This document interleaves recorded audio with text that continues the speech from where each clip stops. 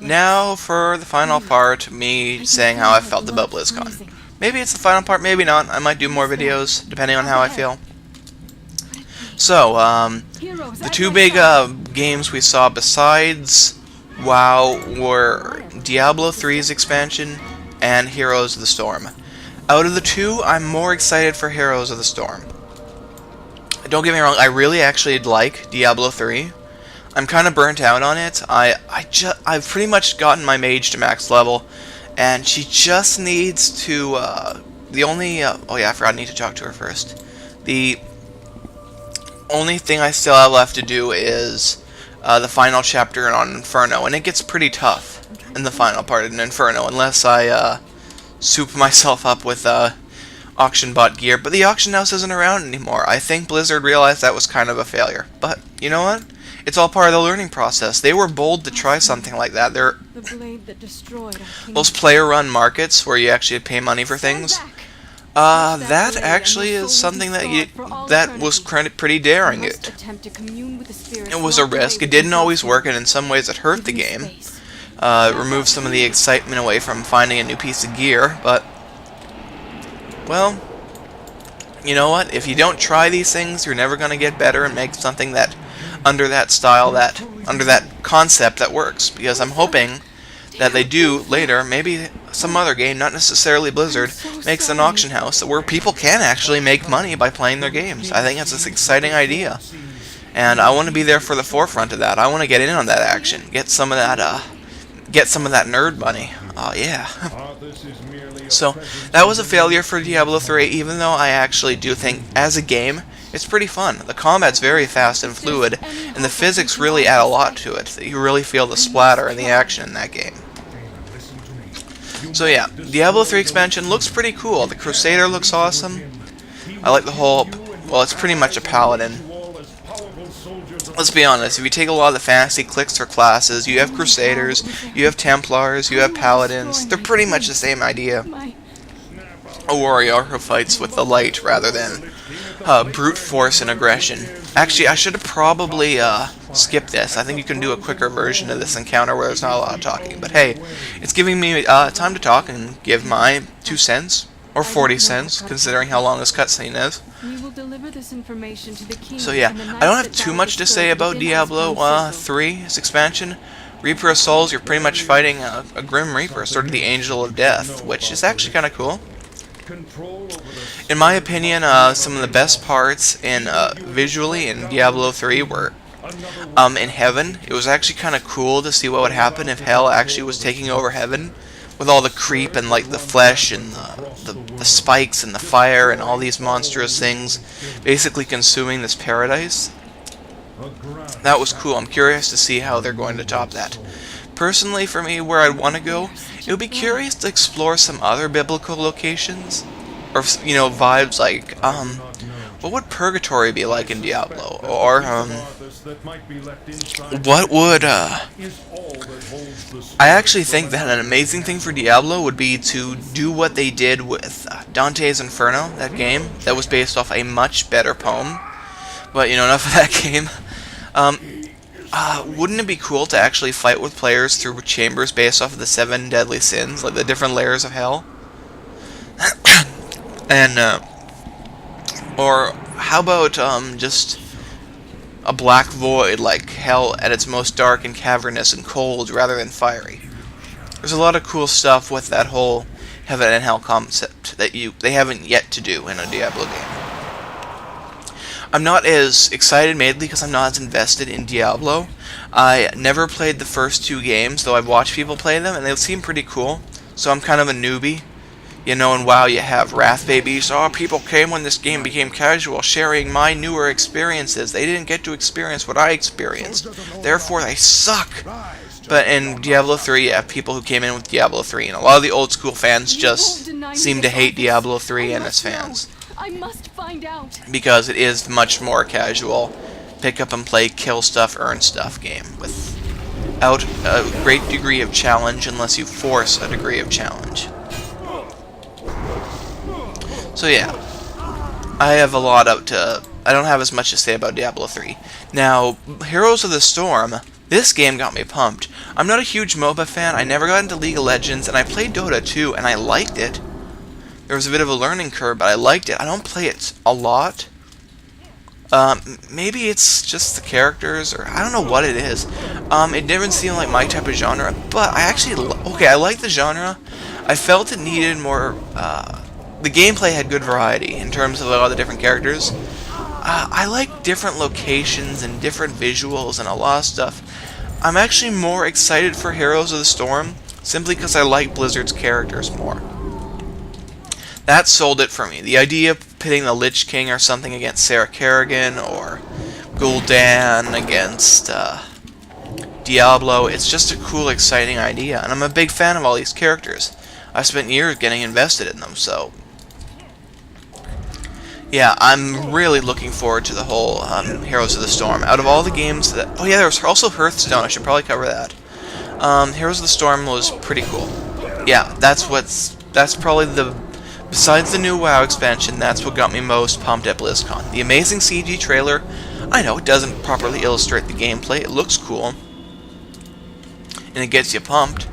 But I am interested in learning all the different characters, and playing with all my favorite characters from these games in a MOBA, because heck, I'm gonna do videos of that. I need to play Heroes of the Storm and commentate for you guys.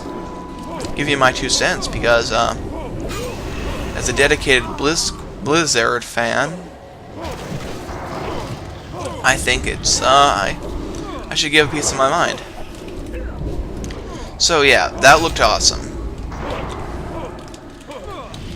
Well, I don't really have much more to say about Diablo or Heroes of the Storm, despite they both look awesome. Time for Hearthstone, and then use my remaining time to give what I feel I missed on World of Warcraft, the new expansion. So, with Hearthstone, I actually think... I'm not super into card games. I never played... I was terrible at Magic the Gathering. I had... Well, mainly because I was no good at deck building. To me, Heroes of the Storm seems a bit more pigeon. It brings things back to a basic level, where you have your cards, and it's easy enough for me to digest. The rules don't seem overly complicated, and I think I'd enjoy that more than an actual card game. Then again, I'm a loner neckbeard, so having a card game I can play online is more exciting than actually meeting human beings. Because human beings are made up of flesh and blood, and that's icky. I like pixels and avatars and emoticons. That's the nerd way, man. That's the nerd way. So, yeah, I'm looking forward to that. I have no idea what cards I will use, but I find it exciting. But the problem is, it's free to play, which is cool. I'm not sure if I can convince myself to start buying cards, because as good as those games are, they can be real money sinks. So most of the time in Hearthstone, I think I'm going to be just playing with the cards I get at random, rather than buying booster packs all the time, even though I know the dedicated players are going to buy tons of booster packs to gain that edge. I don't really want to do that. I'd rather save up and buy a new game. I never liked that, what do you call them, micropayments thing. I mean, they're alright, as long as they're optional. I usually prefer micropayments when they're cosmetic things. Dota's good for that, and it seems like Heroes of the Storm are using something similar, where you pay for aesthetic bonuses, to make your game more personal, and that I like. Because it allows it to be free to play, and allows players to allows money to come into the company, but it doesn't require you to pay for the game. So as a long-term game, for a game that costs very little to make in comparison to a WoW expansion, or actually I'm not sure if WoW will cost more than a WoW expansion or not. I don't know. Marketing, I guess. But yeah, MOBAs don't cost much to make. They just take a lot of time and patience to balance. But so yeah, once they sorry, I'm kind of getting burnt out. Whew. Drinky time.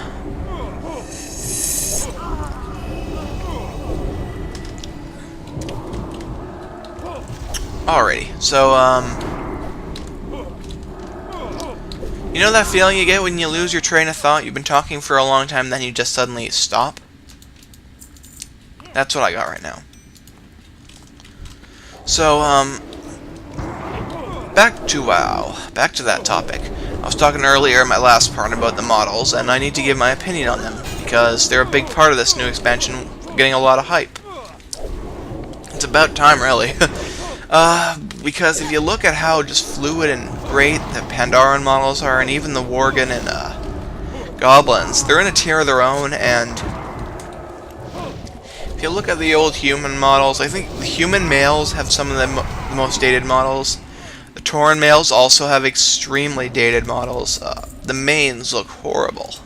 They really do. It's really bad.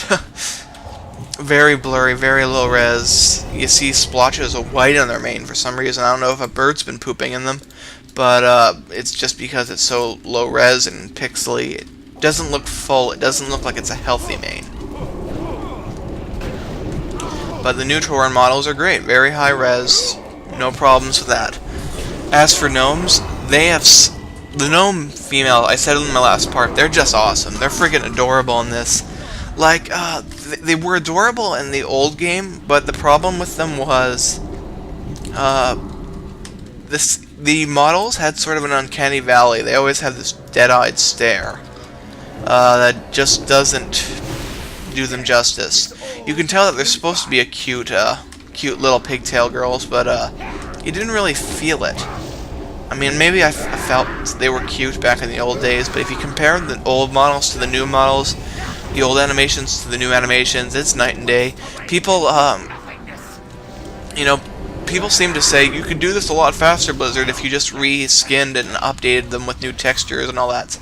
They sort of did that, but at the same time, if I were to actually look at, like, the quality of the models, not just the models, but, the animation is, well, they look so much better. When you have one of these characters talking, it really, really looks like they're talking. Like, their eyes move, their jaw moves, and there's just this complete sense of fluidity to their animations that I haven't seen in the old models yet.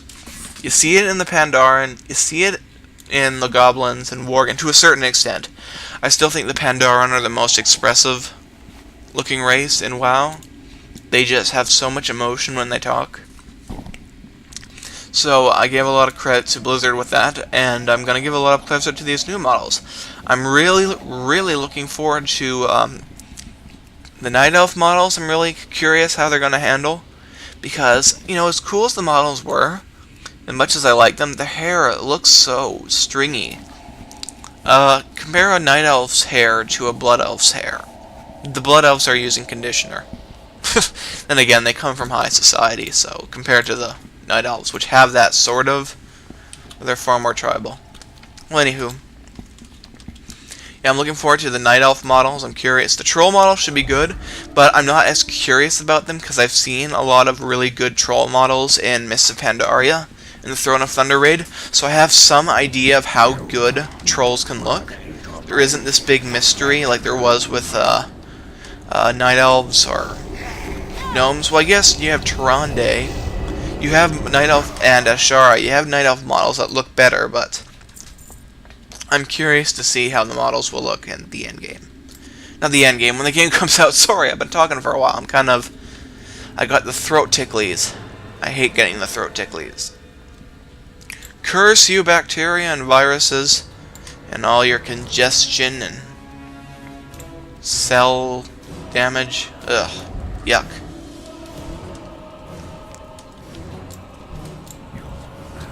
Die, Arthas! Die! I wonder, wait, with all the increase in DPS, do you think I can actually kill this dude? Would I break the instance if I actually did? Oh, he freezes. Oh, yeah, freaking coward. So, yeah. See, that's when you know I'm running out of things to say about Blizzcon. I'm actually commentating about what I'm playing. So, yeah.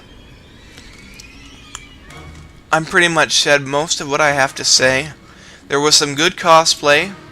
Some of the Diablo cosplay. I've seen one where it actually lights up, like the skin looks volcanic. I mean, oh, good heavens. People really put effort into this, and that just shows you the kind of power Blizzard's universe have. Because I'm going to go ahead and admit it, Blizzard, as a storyteller, they're far better when it comes to art than, I think, narrative. At least in my opinion. A lot of their story, to be fair, they're getting better at this, in my opinion. Because Mists of Pandaria was a very kind of socio-political story. And it handled it very well. It made you understand Garrosh, the motives, the conflicts within the Horde. And it all worked. But, I think what most people like about Warcraft is, wow, this character looks cool, I want to learn about him. Not so much, this character is unlike anything I've seen in fiction, I want to learn about him.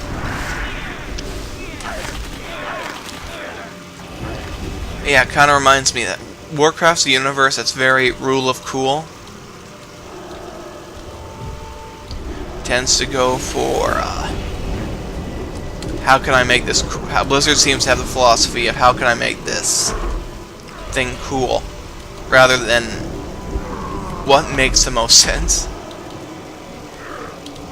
Yeah, I'm way off topic. Hope you guys had a great BlizzCon. Yeah, this probably wouldn't have happened if I just skipped the opening intro. I'd probably be done this and had everything I needed to say. But oh well, such is life. Here's to another 9 years of World of Warcraft.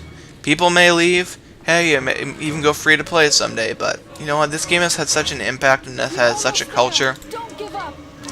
Legends don't die. They don't. Now to me, I'm hoping things get better for this game.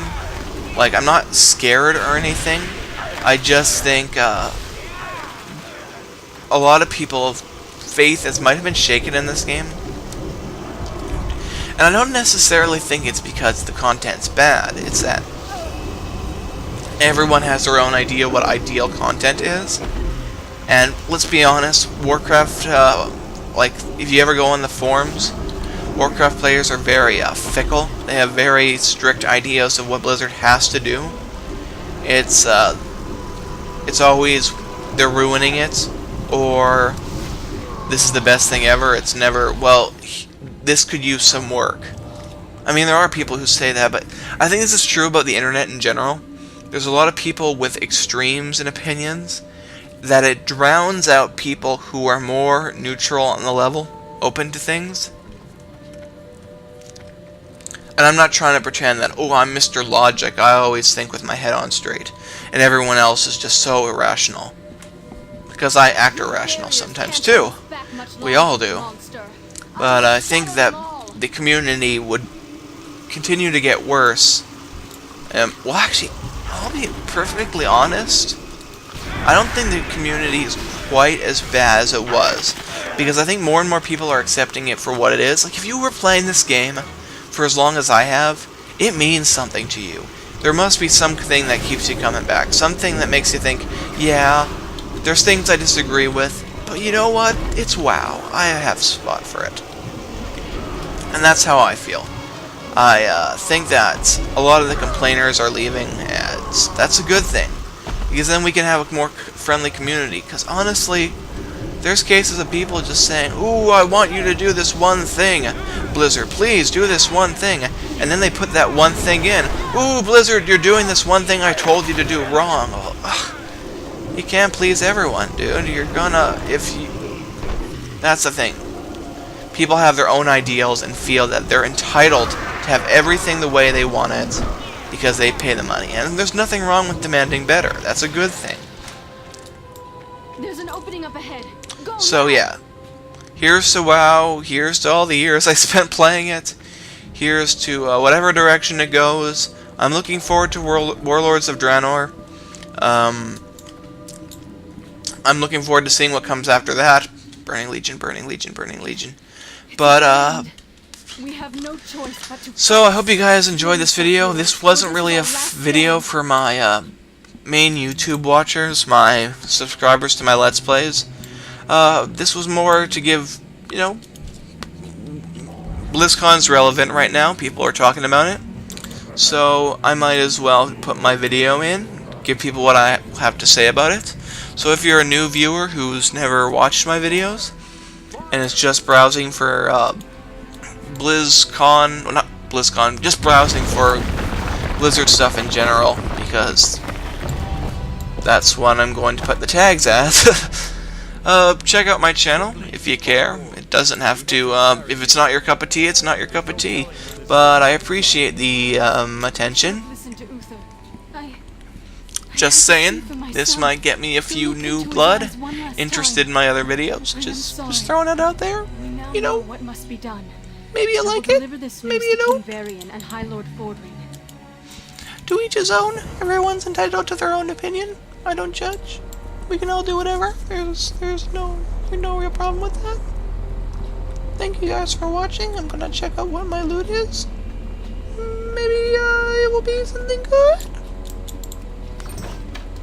And ooh, what's this? Black icicle. Ooh, that looks cool. Not sure if I'd transmog it. I like colorful things. But hey, it's worth 22 gold. Thank you guys for watching. And I've said this a million times, it's lost meaning. So one last time, thank you guys for watching.